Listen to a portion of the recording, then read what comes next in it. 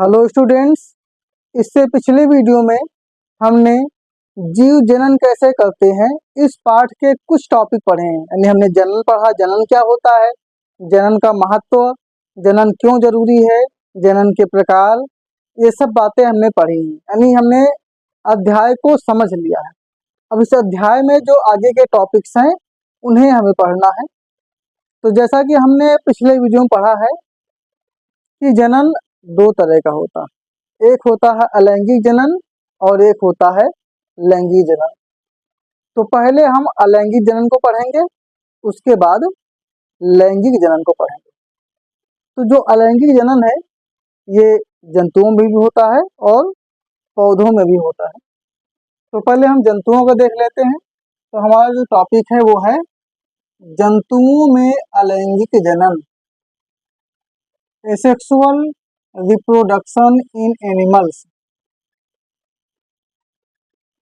तो जंतुओं में अलैंगिक जनन। अब जो जंतुओं में अलैंगिक जनन होता है, अब ये जानते हैं कि हम जो जंतु होते हैं, जो जीव होते हैं, वो दो तरह के होते हैं। कुछ होते हैं एक कोशिकीय जीव और कुछ होते हैं बहुकोशिकीय जीव। एक कोशिकीय जीव का मतलब कि वे जीव जिनके शरीर में एक ही कोशिका हो या फिर एक ही कोशिका से पूरा शरीर बना हो। और बहुकोशिकीय का मतलब वे जीव जिनके शरीर में एक से अधिक कोशिका हो। तो बहुकोशिकीय जीव जहाँ जंतु पढ़ रहे हैं तो लिखेंगे बहुकोशिकीय जंतु। और दूसरी तरफ तो यहाँ एक कोशिकीय जंतु और दूसरी तरफ बहुकोशिकीय जंतु। तो एक कोशिका वाले जंतु और बहुत कोशिका वाले जंतु, बहुकोशिकीय जंतु। अब जो एक कोशिकीय जंतु हैं, अब इनमें से जो प्रक्रिया है दो तरह की। एक होती इसमें द्विविभाजन,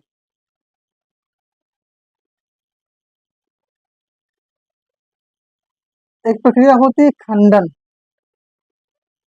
ये दो प्रक्रियाएं हैं जिन्हें पढ़ना है एक कोशिकीय जंतुओं जो होती है।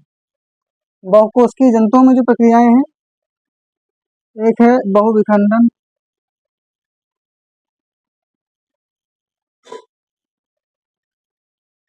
दूसरी प्रक्रिया पुनरुद्भवन, तीसरी प्रक्रिया मुकुलन। तो इनके बारे में पढ़ना है। तो एक कोशिकीय जंतु समझ ही गए हैं, वे जंतु जिनका शरीर एक ही कोशिका से बना है। इसमें कुछ जंतुओं में द्विविभाजन होता है। अब पढ़ते हैं कि ये द्विविभाजन वाले जंतु कौन से हैं जिनके शरीर में द्विविभाजन होता है। तो पहले द्विविभाजन की परिभाषा समझ लेते हैं, द्विविभाजन होता क्या है। तो द्विविभाजन यानी कि अलैंगिक जनन की वह प्रक्रिया जिसमें जीव का शरीर दो बराबर भागों में विभाजित हो जाता है और प्रत्येक भाग से दो अलग अलग समान जीवों का निर्माण होता है, उसे द्विविभाजन कहते हैं। इसमें क्या है कि द्विविभाजन होता है और एक जीव से दो समान जीव बनते हैं। जैसे कि इसका उदाहरण है अमीबा, उदाहरण है अमीबा। और अमीबा को लेकर चलते हैं। अमीबा, अब अमीबा क्या ऐसा जीव होता है, इसका कोई निश्चित आकार नहीं होता, ये अमीबा है। अब द्विविभाजन हुआ यानी कि इसे अमीबा, इसको दो पार्ट में काट दिया गया, अमीबा कट गया और कट के दो अमीबा बन जाएंगे और एक ही जैसे दो अमीबा बन गए। तो ये क्या हो गया, द्विविभाजन। यहाँ पे क्या है कि एक जीव के दो भाग किए गए और दोनों भागों से दो जीव बने। अब इन दोनों जीवों में समानता होगी, यानी कि ये दोनों के दोनों जीव बिल्कुल समान होंगे। तो यही होता है द्विविभाजन।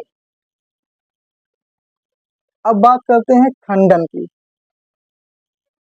तो जो खंडन है यहाँ पे क्या है कि एक जीव के शरीर के कई खंड हो जाते हैं, जबकि यहाँ पे क्या है कई खंड नहीं हुए हैं, यहाँ पे सिर्फ दो खंड हुए, लेकिन यहाँ पे दो से अधिक खंड हो जाते हैं और फिर प्रत्येक खंड से नए जीव का जन्म होता है, तो उसे कहते हैं खंडन।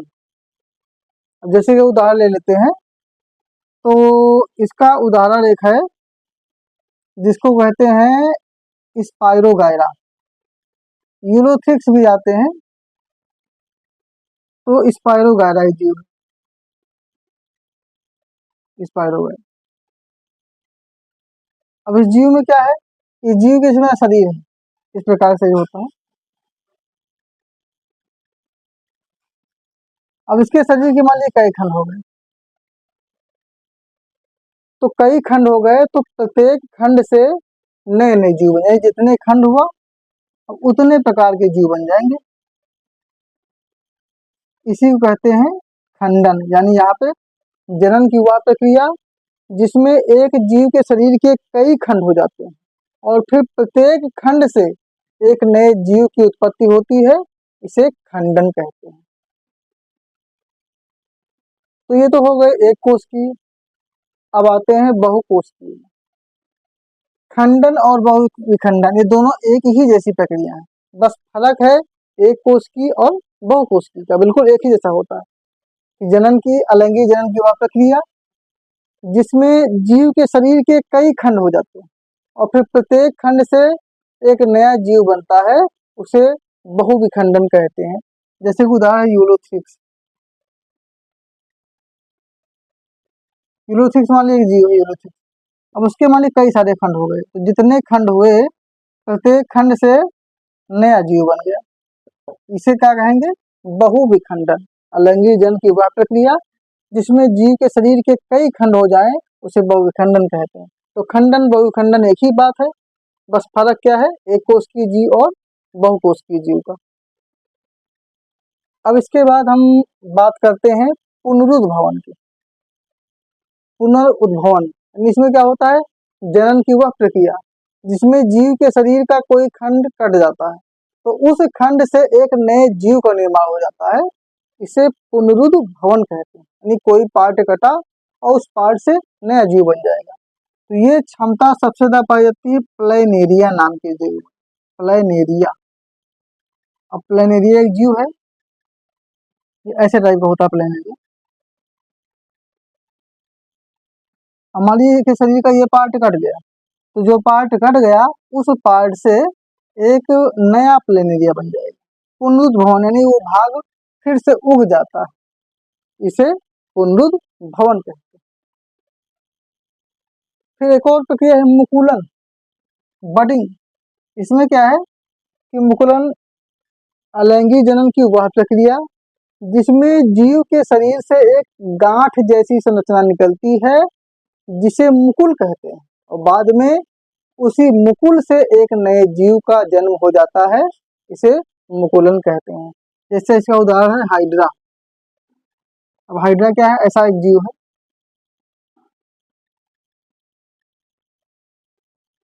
अब इसमें क्या है कि यहाँ पे एक गांठ निकलेगी, इस गांठ का नाम हम मुकुल। धीरे धीरे गांठ बढ़ेगी, बढ़ते बढ़ते ये जो गांठ है ये एक नए हाइड्रा का निर्माण कर लेगी, तो ये हो गया मुकुलन। तो एक बार जंतुओं के अलैंगिक जनन की सभी प्रक्रियाओं को रिवाइज कर लेते हैं।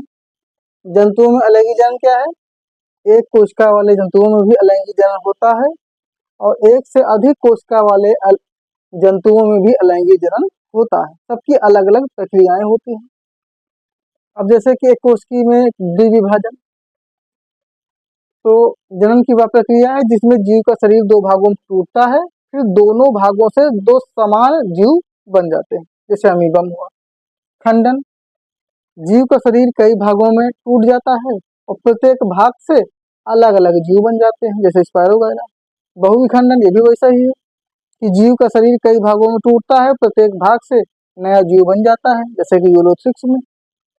पुनरुद्भवन वह प्रक्रिया है जिसमें जीव के शरीर का कोई भाग कट जाता है और उस भाग से एक नए जीव का जन्म होता है, प्लेनेरिया। मुकुलन वह प्रक्रिया जिसमें जीव के शरीर में एक मुकुल उठता है, गांठ निकलती है और धीरे धीरे वो गांठ एक नए जीव का निर्माण कर लेती है। तो इस वीडियो में हमने जंतुओं में अलैंगिक जनन की प्रक्रिया पढ़ी है। अब इसके बाद अगले वीडियो में हम पौधों में अलैंगिक जनन की प्रक्रिया पढ़ेंगे, जो वीडियो काफी बड़ा होने वाला है क्योंकि पौधों में प्रक्रिया अधिक होती है। तो जंतुओं में अलैंगिक जनन की यही प्रक्रियाएं थी। अब इस वीडियो को यहीं समाप्त करते हैं, अगले वीडियो में अगले टॉपिक